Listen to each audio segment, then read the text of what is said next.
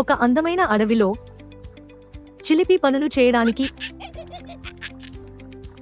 ఇష్టపడే ఒక కొంటె కోతి ఉండేది.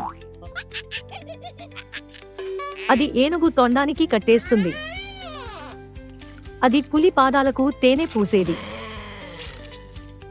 మరియు అది నెమలికి ఆహారానికి బదులుగా మిరపకాయలు ఇచ్చేది. ఒకరోజు ఉదయం కోతి నిద్రలేచి నా తోక పోయింది అని అరిచింది. సహాయం! ఎవరో నా తోక దొంగిలించారు. తెలివైన తాబేలు నిట్టూర్చింది. నువ్వు ఏదైనా తెలివి తక్కువ పని చేశాను?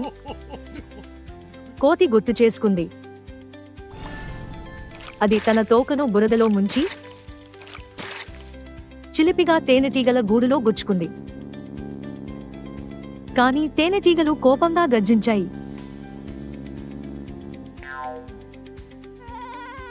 ఇది చూసి కోతి పారిపోయింది.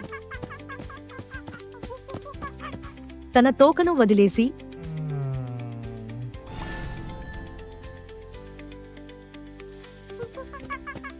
కోతి వెనక్కి పరిగెత్తింది మరియు దాని తోకను తేనెతో కప్పబడి చాలా కోపంగా ఉన్న తేనెటీగలతో చుట్టుముట్టింది. అది తోక తీసుకుని పారిపోయింది. తేనెటీగలు కోతిని అడవి అంతా వెంబడించాయి. అది తప్పించుకోవడానికి నదిలోకి దూకే వరకు.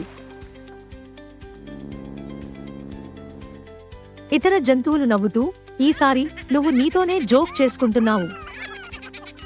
సిగ్గుపడుతూ కోతి కూడా నవ్వింది. అప్పటి నుండి అది అందరినీ కలిసి నవ్వించే జోకులు మాత్రమే వేసింది.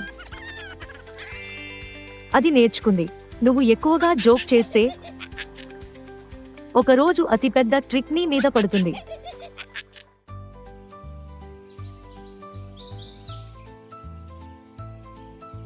ఒకప్పుడు ఒక కొంటె కోతి ఉండేది.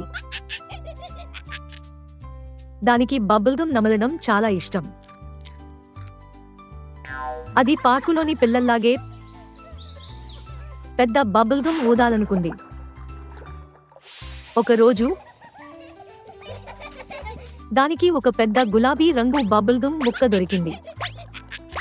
కోతి దానిని నమలడం ప్రారంభించింది. మరియు దాని ముఖం ముందు ఒక పెద్ద గులాబీ రంగు బబుల్గమ్ను ఊదింది. కాని అకస్మాత్తుగా బలమైన గాలి వీచింది మరియు ఆ బుడగ దాని ముఖం అంతా పగిలిపోయింది. దాని కళ్ళు, ముక్కు, చెవులు కూడా జిగటగంతో కప్పబడి ఉన్నాయి. ఆ కోతి పార్కు చుట్టూ పరిగెత్తింది. గులాబీ రంగులో మెత్తటి గజిబిజిగా కనిపించింది. మిగతా కోతులు నవ్వడం మొదలుపెట్టాయి. చివరికి ఒక దయగల ఏనుగు దానిని శుభ్రం చేయడానికి నీళ్లు చల్లింది. బహుశా నేను అరటిపండ్లను మాత్రమే అంటిపెట్టుకుని ఉండాల్సిందేమో అని కోతి నిట్టూర్చింది.